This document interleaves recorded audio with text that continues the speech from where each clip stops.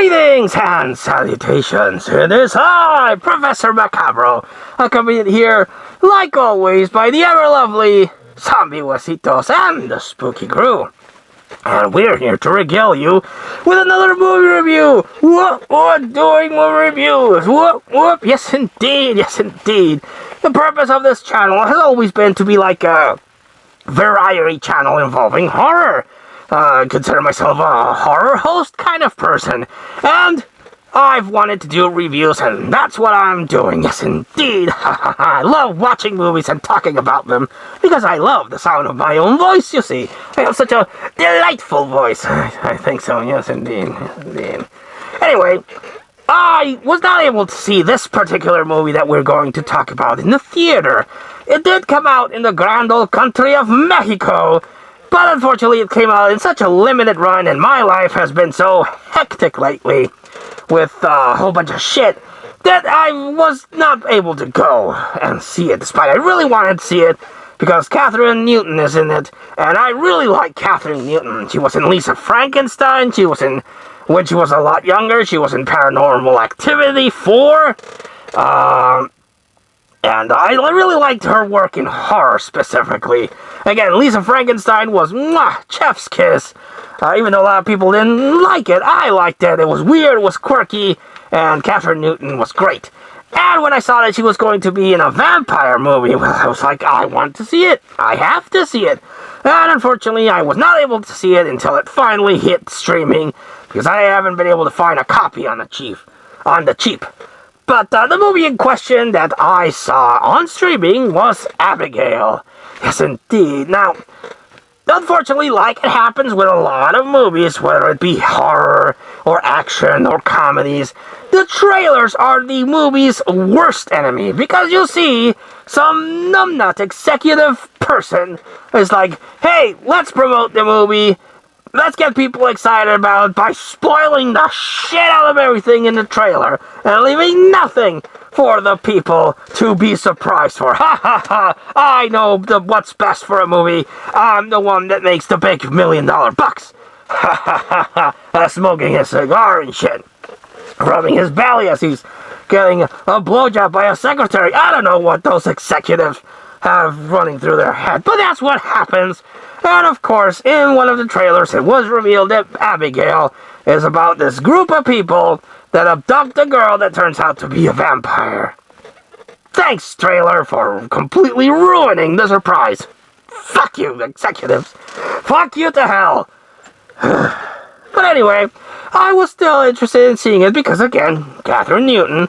But until I wasn't able to see it on streaming, I finally popped it in, and I watched it. And what this movie is about, if you didn't see the trailer, it's about this group of mercenaries that come together and abduct a girl to ask for ransom from a dangerous, well, they don't know at first, it's a dangerous Rico and Poderoso crime lord. And they discovered that in the movie. The guy that hires them doesn't want any no relationship. It's a high-risk job with big pay. All they gotta do is basically babysit this kid for 24 hours until they get the ransom money, and then they can split willy-nilly. But you can't have a group of people together and not have them have some sort of interaction. So they do the job. They abduct this girl as she's doing her little twirly dance in ballet, and they have her tied up, and they start drinking and celebrate and start interacting. And one of them, played by the chick who was in Scream and Scream 7, so Scream 5, what was it, 5 and 6? I don't know, I forget. I'm pretty sure it was 5 and 6, yes. But then they got booted out before 7 was in production. Idiots, they also kicked her out. And also Jenny Ortega, the fucking executives. Ah! But anyway, she's the main actress, and she has a kid that she, for reasons, had to abandon, and this big paycheck is gonna help her get her kid back. But she kind of psychoanalyzes people, and they start interacting, and they start discovering things about themselves. And she feels bad for the kid, so, you know, they interact and shit. But all of a sudden, they all start picked off one by one. Like, well, what happened to Johnny? Oh, I don't know. Oh, look, Johnny's in the kitchen and his head's been ripped off. What the fuck? And they, through a certain questioning and the things, that's when they discover that the rich person who is the father of the little girl is a rico and poderoso crime lord. And apparently a real asshole of a crime lord and just brutal and shit. And he has this heavy that had a couple of witnesses that were going to talk about the government against him, but before they went out, even though they were secured in this place, this heavy went in and killed them all, and it was like, how the hell did that happen? Because one of them is an ex-cop, and he was investigating the case, and then he was discredited, and then he decided to do this. And that's when you start discovering all these little things, especially when you start discovering that there are connections between all of the people involved and why they were brought together to do this job. So it's kind of like a revenge story, and you discover, spoiler alert, but again, this movie came out a while ago, and it was heavily spoiled in the trailer. You discover that the little girl is actually a vampire that's going around killing people. And the kills, I must admit, are really cool. Yes, it does unfortunately go the route of CGI blood.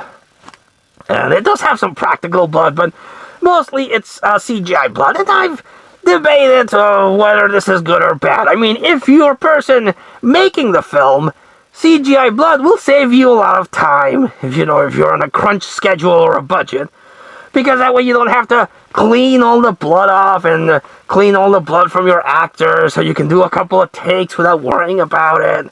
But at the same time, it looks fake. I mean, you can clearly tell when something is CGI blood, but I still prefer practical, but I get why people would use CGI blood, because it just helps the production. You don't have to clean up the sets, the actors. You can do numerous takes and then just add CGI blood. I get it. But it does have your practical blood, because there's some characters are drenched in blood. And you have Catherine Newton playing a hacker that hacks computers with her hacking skill.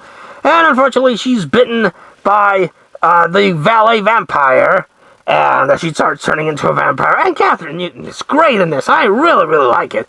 Even though she's not the main actor, because it's an ensemble cast, her parts and her roles are really good. And I really am becoming a really huge, huge fan of Catherine Newton. Yes, indeed, I must confess, I have a crush on her. Yes, indeed, super talented and very pretty. Yes, indeed.